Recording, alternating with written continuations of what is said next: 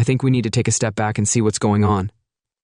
It was clear from the moment I walked in that something was bothering Darla. She was standing in the living room, hands clasped and shifting her weight from foot to foot.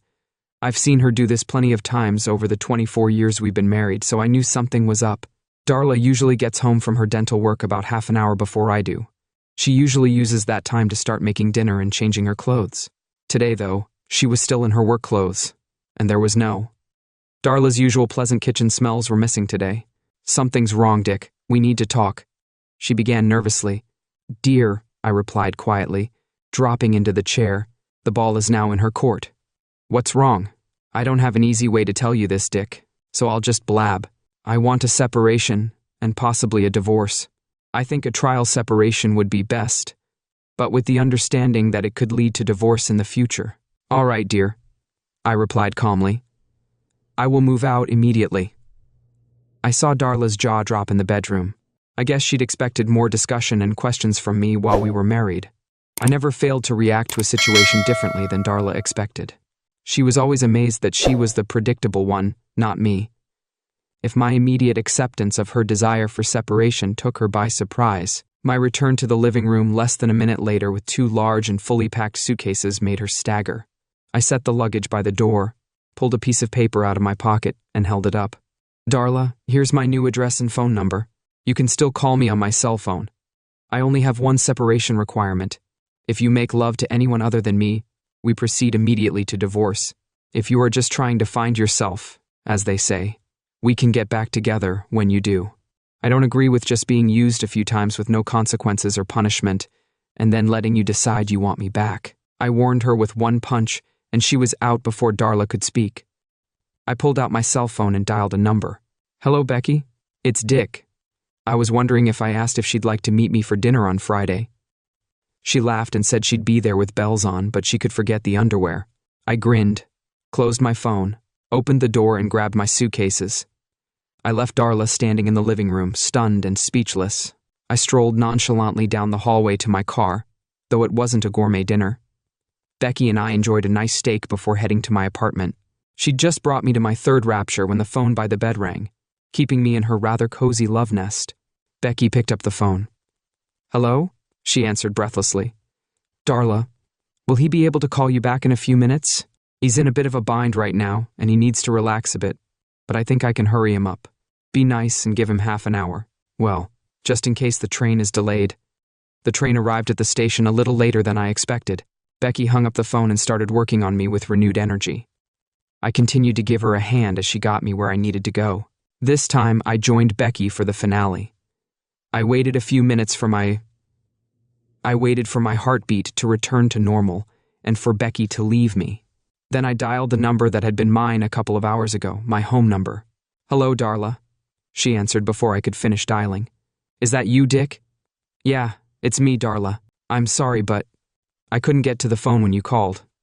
But I called you back as soon as I could. I replied rather smugly. What on earth is going on, Dick? Darla demanded in answer. You already had a place to stay and your suitcases were packed before I even told you I wanted to separate. Then I called. I called to discuss the situation and this guy answers my phone. She basically says she knows what's going on. I didn't want to be caught off guard when you told me you wanted to separate. I don't think it was that bad.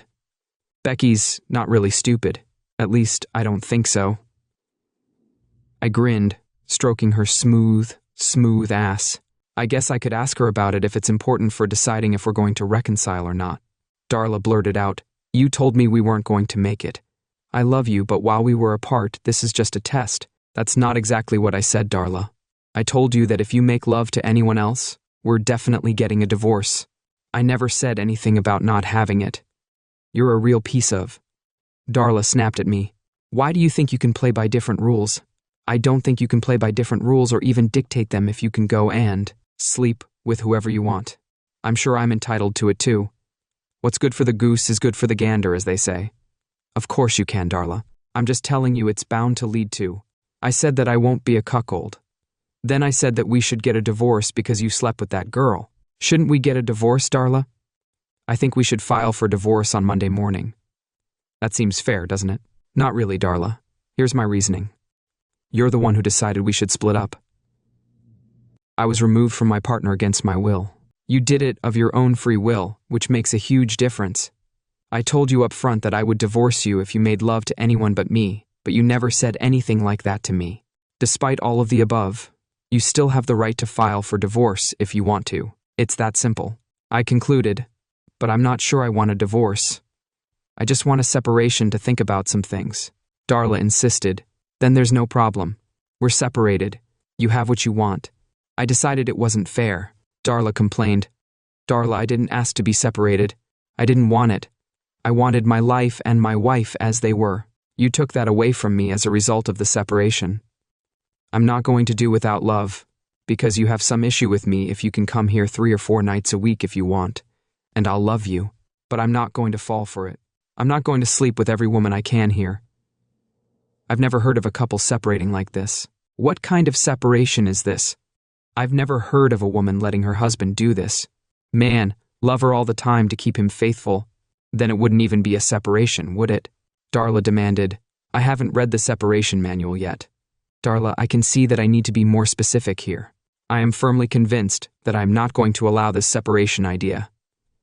Yours to rein in my sexual appetite, as our marriage has already done that. What's wrong with you, Dick? All I wanted was a simple separation to see if we'd stay married in a couple of hours. You've turned into a sex devil. You're crude, vulgar, and uncouth. I've never cheated on you, or I was asked to be separated. I'm just trying to find myself right now. I'm finding myself with a woman who's trying to swallow everything. We can talk again tomorrow.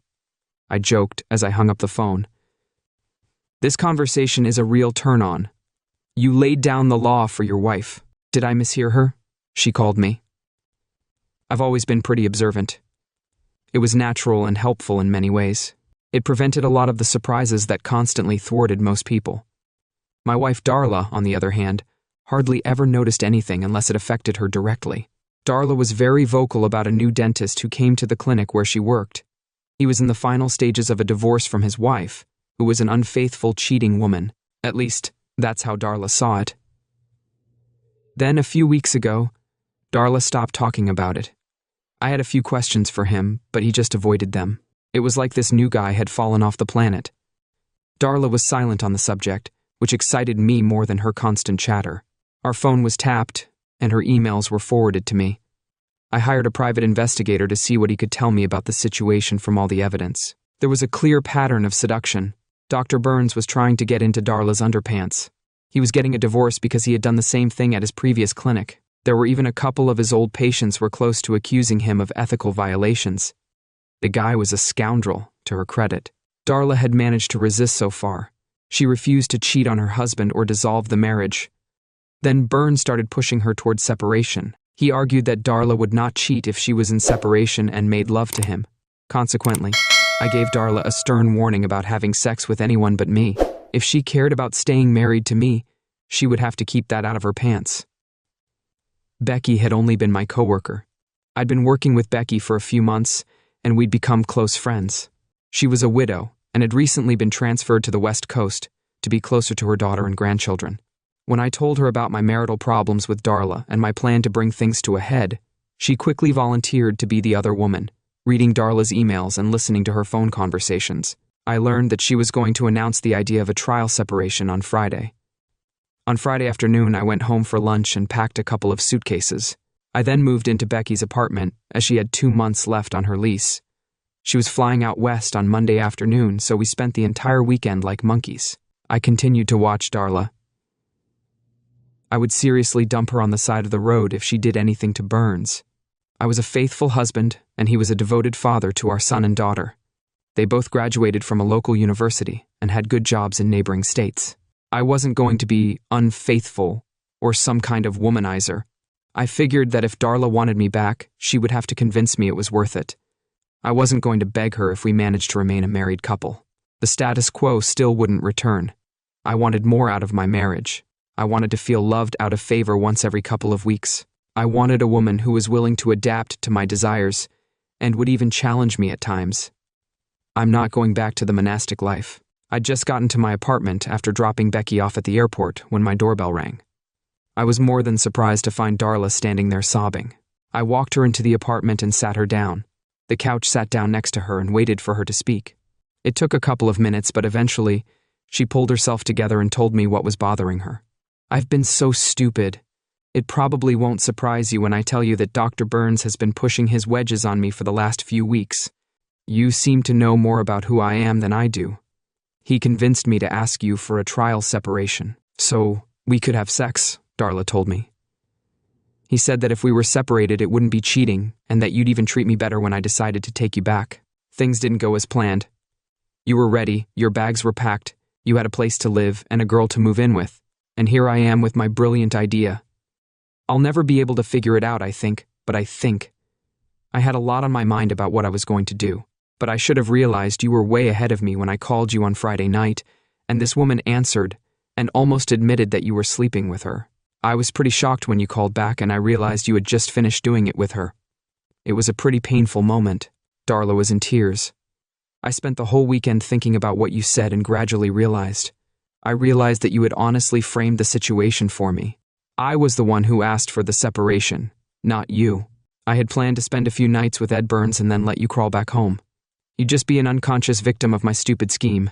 Darla didn't have the sharpest mind, but she was always honest and open. That's one of the reasons why her actions lately had caused so much anxiety. She wasn't. It was designed to be secretive and conniving, but it just wouldn't be. As it turns out, you weren't an unconscious victim. You somehow knew what I was planning and turned the tables on me in the blink of an eye. Everything changed, and now you were engaging in extramarital games with no guilt or remorse. I would have lost my marriage if I had slept with Ed. Finally, after hours of thinking and more yelling and I felt sorry for you when I realized what I was doing to you and to us. I even felt bad for how quickly and effectively you responded to my stupid, selfish, and completely undeserved actions. You got me good, but I deserved it.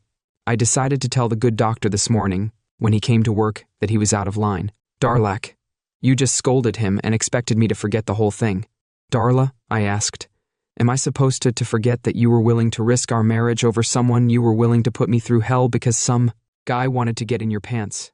Darla, you're a beautiful woman. There are plenty of men who would sleep with you in a heartbeat.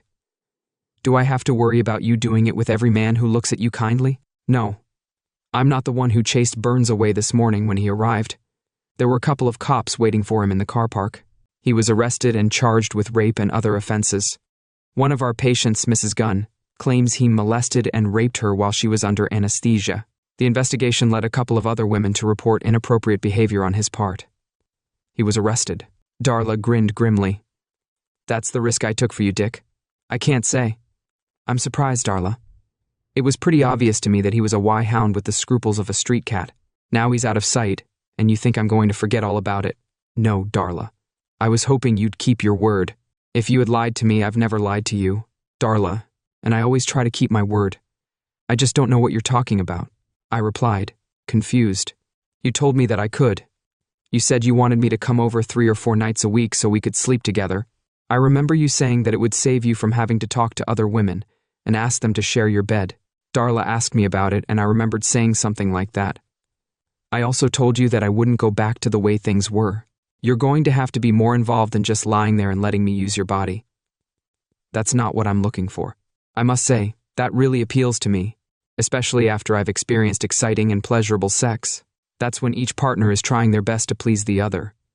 I'm sorry if that offends you. I think I know what you mean. Dick, maybe you can help me learn to be more responsive.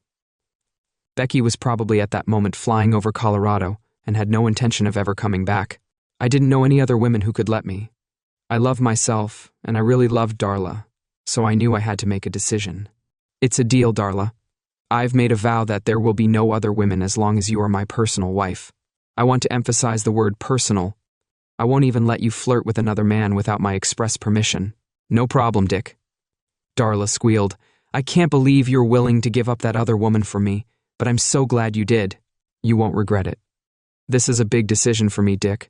I'm really excited to be your little wife and find out what I've done for you over the past 20 years. I'm serious about this. Darla reached into her bag, pulled out lip gloss, lube, and whipped cream, and placed them on the table. Is there a specific order in which you want to use these products? She asked, smiling seductively.